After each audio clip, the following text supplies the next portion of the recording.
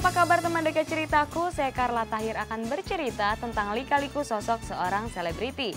Ceritaku cerita inspiratif tanpa gosip. Casting ditolak, susah. Dan aku ngerasa banget yang namanya nyari uang itu susah. Kerjaan itu ngedapetin sesuatu itu susah banget. Dan makanya sekarang aku yang sangat bersyukur banget. Aku sangat alhamdulillah banget aku bisa sampai kayak gini karena aku udah ngerasain dari nol. Di tengah-tengah dunia gaul yang sudah tidak lagi menghargai sebuah keperawanan.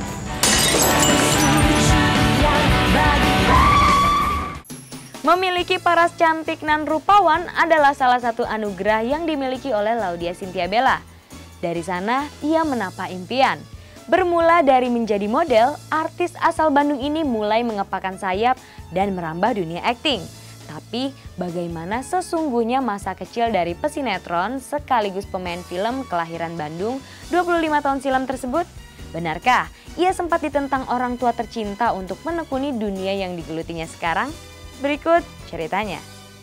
Hello world, this is me. Life should be. Terbuka serta selalu tampil ceria. Mungkinlah sosok Laudya Chintya Bella kini. Tapi tak begitu adanya sejarah masa kecil yang dilalui aktris kelahiran kota Bandung 25 tahun silam tersebut. Tumbuh dalam kehangatan keluarga, Bella kecil adalah sosok anak yang pemalu tapi centil. Boleh dibilang ia adalah anak rumahan yang selalu membuntuti kemanapun sang ibunda pergi. Dibilang seneng banget karena ya masa kecil aku bareng sama kedua orang tua aku. Tapi kalau misalnya bandel-bandelan sih nggak dapet ya. Karena aku tuh orangnya pemalu, pendiam, serius banget dulu. Bella anaknya sedikit pendiam. Dia senangnya mainnya di rumah, nggak senang keluar rumah. Masuk anak mama deh, kemana mamanya ngikut. Selain pemalu dan centil, Bella kecil juga memiliki kebiasaan tersendiri. Berakting melalui media boneka adalah kegemaran yang ia sangat sukai. Bahkan sejak umur 3 tahun, sang ibunda Meni telah menangkap gelagat si buah hati yang gemar berakting. Kalau kakakku tuh yang bandel yang bisa keluar rumah, main-main segala macem. Aku tuh cuma yang nemenin mama nonton telenovela. Aku sukanya cuma hobinya main ayunan. Ayunan prosotan aja benjol-benjol. Umur 3 tahun gitu ya, udah TK kan ya. Suka pakai baju tante, pakai sepatu tinggi. Jadi main ibu-ibuan sendiri di kamar gitu. Ngomong-ngomong sendiri aja gitu. Jadi dulu aku kayak punya Barbie gitu sama ada kayak Play-Doh. Play-Doh tuh yang kayak mainan kayak bisa dicap kayak berbentuk, kalau sekarang tuh malam kayak ada cap kayak bentuk-bentuk kayak gitu-gitu. Terus aku suka main yang iya papa, so kayak suka kayak tapi bonekanya yang acting yang berdua gitu. Ada anaknya, ada rumah-rumahannya gitu. Terus yang aku iya pokoknya anaknya ada 4, ada sapinya, ada ininya gitu. Acting-actingan ala Bella kini telah mengantarkannya pada kesuksesan.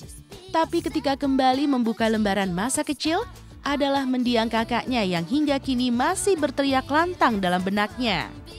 Tipe watak yang berbeda membuat Bella sering menjadi bulan-bulanan sang kakak. Dan saat ditanya apa alasannya takut pada kucing, maka cerita dengan sang kakaklah jawabannya. Jadi kakakku tuh sekarang yang iya belajar aja.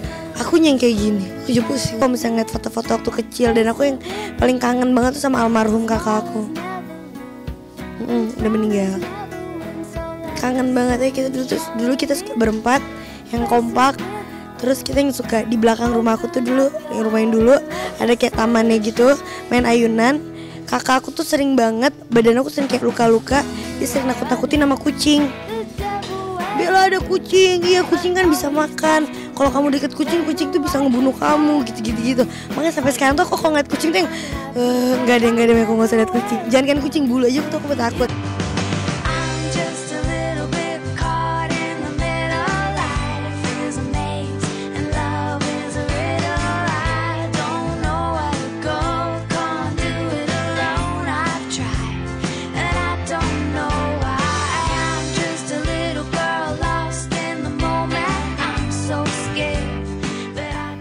Bermula dari perannya sebagai bintang iklan, Bella, begitu ia biasa disapa, mulai tertantang dalam dunia peran.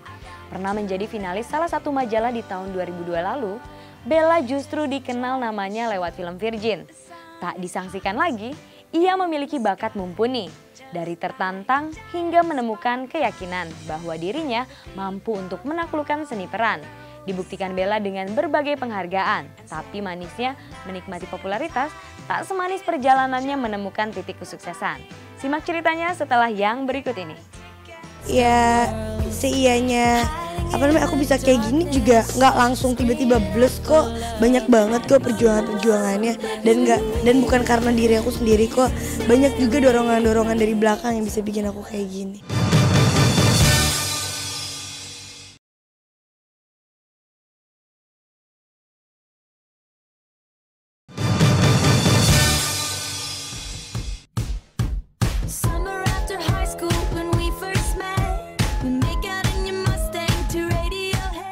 Memiliki paras cantik dan rupawan, Bella kerap dianggap sebagai aktris instan.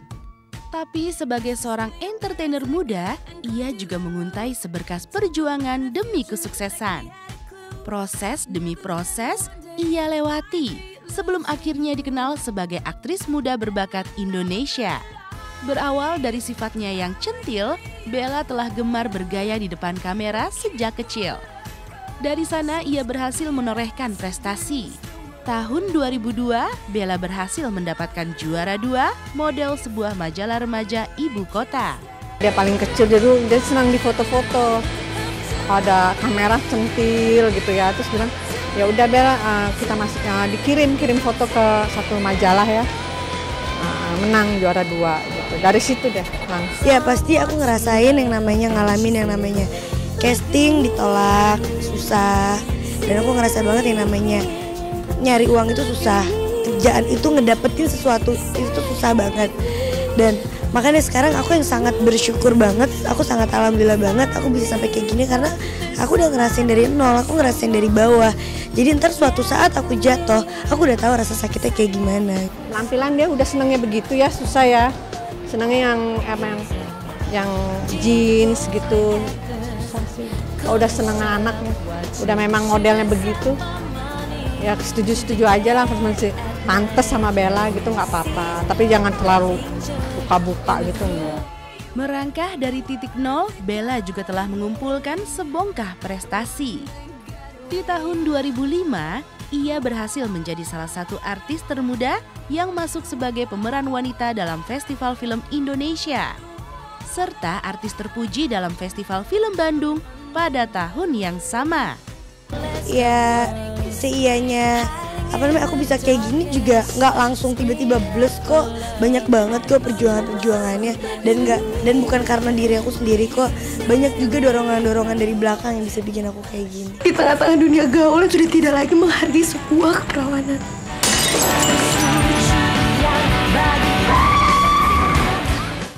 Tak sia-sia rasanya Bella meninggalkan kota kelahirannya di Bandung setamat SMP. Ketika melihat karirnya yang terus meroket hingga saat ini. Sebuah pencapaian yang mustahil rasanya tanpa dukungan orang-orang terdekatnya. Pasti banget keluarga. Kalau nggak ada keluarga aku nggak mungkin ada. Terus pasti dari Dedi Nur, dari manajemen aku sendiri. Karena aku menganggap Bella tuh udah kayak adik. Bukan sebagai manajer aja, kayak adik, udah kayak kakak. Udah sebagai sahabat, teman curhat gitu loh. Karena Bella pun juga di Jakarta ini kan juga orang tuanya di Bandung. Dan kebetulan orang tuanya mempercayakan saya tuh sepenuhnya bertanggung jawab gitu. Andil orang-orang yang telah membesarkan namanya membuat Bella merasakan sebuah tanggung jawab untuk terus mempertahankan apa yang telah ia raih saat ini. Kaget banget, seneng banget, kaget banget dan ya aku ngerasa justru malah tanggung jawab banget buat aku ya. Dibilang tanggung jawab ya aku harus gila ya, aku artis baru, aku pemain baru film pertama, aku udah dapat penghargaan gitu. Jelas ya aku alhamdulillah banget dan aku seneng banget juga kemarin aku yang diundang dari Parvi. Terus ya aku seneng banget akhirnya mereka ngehargain artis-artis muda.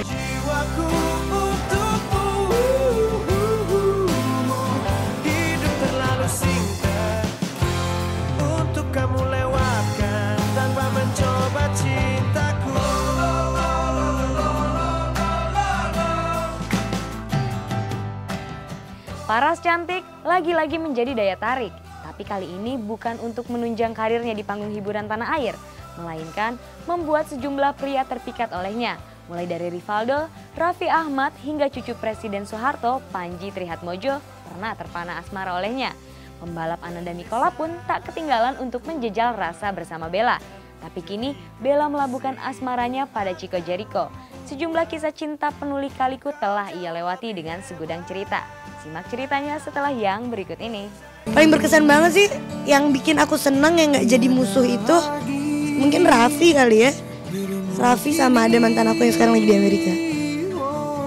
Karena sampai sekarang hubungan aku sama dia baik-baik aja.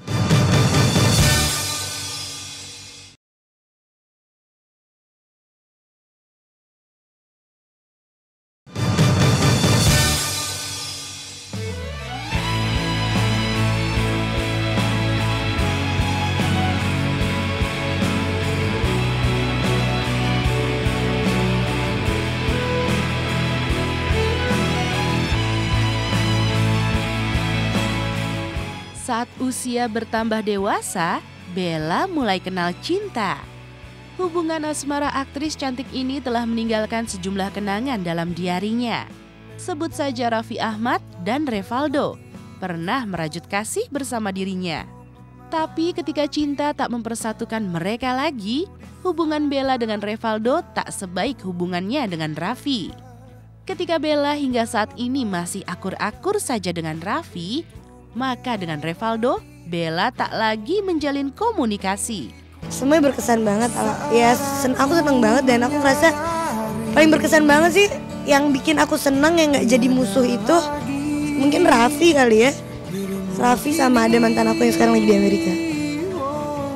Karena sampai sekarang hubungan aku sama dia baik-baik aja. Aku yakin banget setiap orang beda-beda.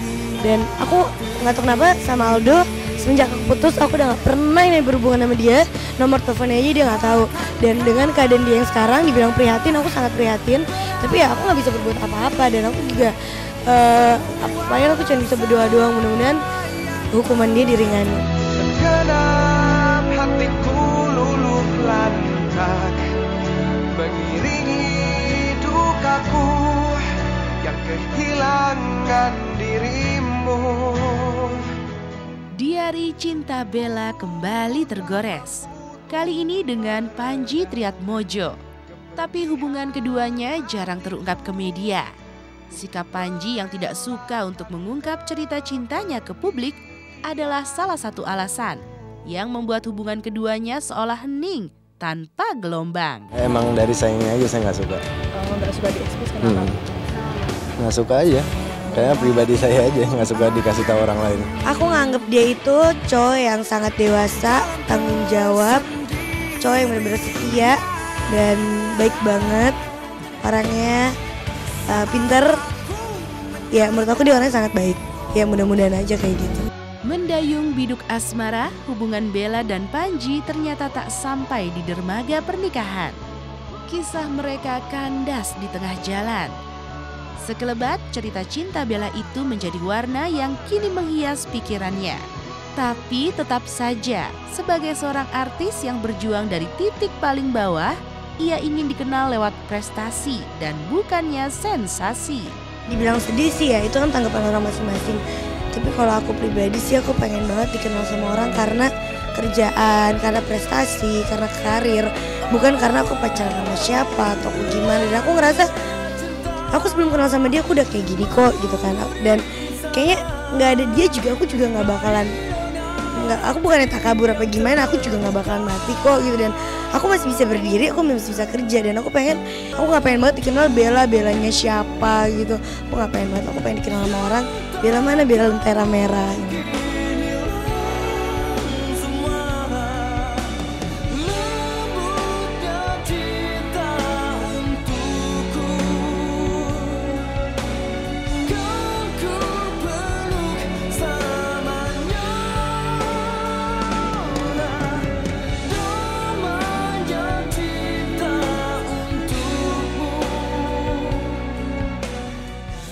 Saat berbahagia dengan kesuksesan serta dimanjakan cinta, adakah impian lain yang masih digantungkan oleh Laudya Chintya Bella? Mungkinkah jika ia telah berpikir untuk meninggalkan dunia yang telah membesarkan namanya tersebut? Dan sebagai manusia biasa, Bella nyatanya masih merajut sejuta asa demi masa depan yang ia impikan. Simak ceritanya setelah yang berikut ini. Karena emang baru ya, dan aku rasa semua orang itu bisa nyanyi, semua orang suka nyanyi gitu kan. Cuman ya mungkin karena emang awalnya pertama kali aku bukan terjun di dunia musik, bukan terjun di nyanyi, jadi masih ada perasaan deg-degan.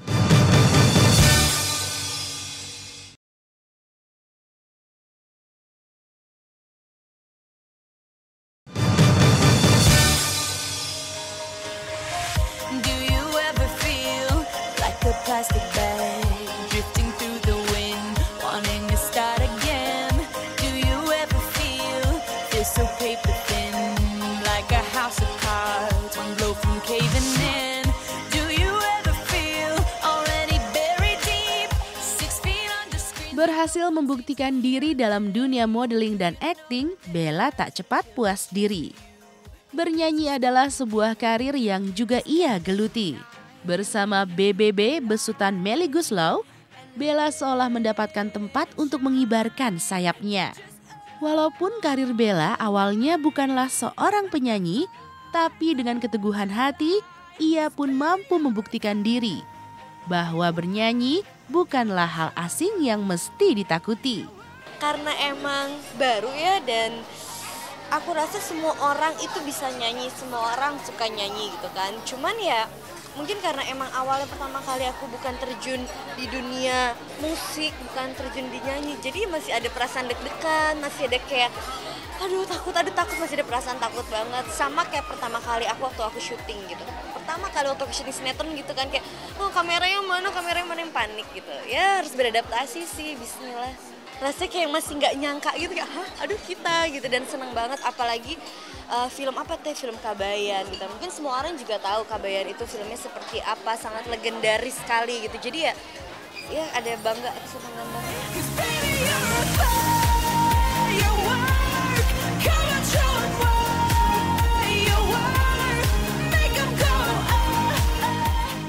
Di usianya yang masih muda, wajar rasanya jika Bella ingin menggeluti banyak hal. Dan bukan sekedar aji mumpung semata, semua karir yang digenggamnya kini bermula dari perjuangan demi sebuah cita-cita. Dan begitu pula dengan persoalan asmara. Kini ia bersama Chico berjalan seiring memadu cinta di atas perbedaan agama. Tapi perbedaan tak menjadi penghalang yang memusnahkan percik api cinta keduanya. Kalau ngingetin sih, kalau sahur sih nggak dibangunin. Karena apa? Karena kita beda rumah, dan juga aku acara sahur kan Mbak. Aku acara sahur dan aku jam 12 malam itu udah harus berangkat gitu. 12 malam aku harus berangkat ke stasiun TV itu. Jadi Chico nggak pernah sahur. Kadang-kadang dia sukanya nemenin ke acara stasiun TV itu. Kalau ikut temenin puasa gitu ya, kalau misalnya ada Bella gimana, ya otomatis ya nggak makan atau minum. Kalau emang nggak kuat, ya paling maaf bebek gitu. Beats fast, colors and promises. How to be brave? How can I love when I'm afraid? Sebuah doa agar apa yang ia rasa bisa bermuara pada pernikahan telah diucap Bella. Tapi ia sadar, sebagai seorang hamba ada Sang Maha Pencipta yang menentukan segala-galanya. Dengan keteguhan hati dan kebesaran cintanya, Bella mengaku ingin menjalin hubungan itu sampai titik di mana Sang Kuasa memberikan jalan yang terbaik. Jadi ya kalau dibilang kayak aku pengen ntar aku punya anak, cita-cita. Ntar aku punya anak jadi kayak mama sama aku gitu, jadi kayak temen gitu, kayak seru banget. Kita nggak pernah menunda ntar dulu nikah, enggak. Kita semuanya sama-sama berdoa. Aku berdoa, Chico pun berdoa. Semoga kita dikasih jalan yang terbaik buat kita berdua, apapun itu gitu. Dan aku nggak bisa bilang aku nggak bisa mendahulukan yang di atas kan. Aku nggak bisa bilang aku harus, emang aku usaha gitu, aku berusaha, aku berdoa, aku pengen sekali gitu kan kita bareng, aku bareng gitu sama Chico. Cuman ya semuanya yang nentuin yang di atas gitu, dan aku yakin suatu saat nanti aku sama Chico, kita berdua pasti bakalan dapat sesuatu yang bahagia buat kita, apapun itu gitu. Putus nyambung, putus nyambung, putus nyambung. Sekarang putus, besok nyambung lagi. Gitu. Harapan saya buat Kak Cynthia Bella, maju terus ya prestasi Anda. Saya selalu mendoakan dan salut kepada Anda. Terima kasih.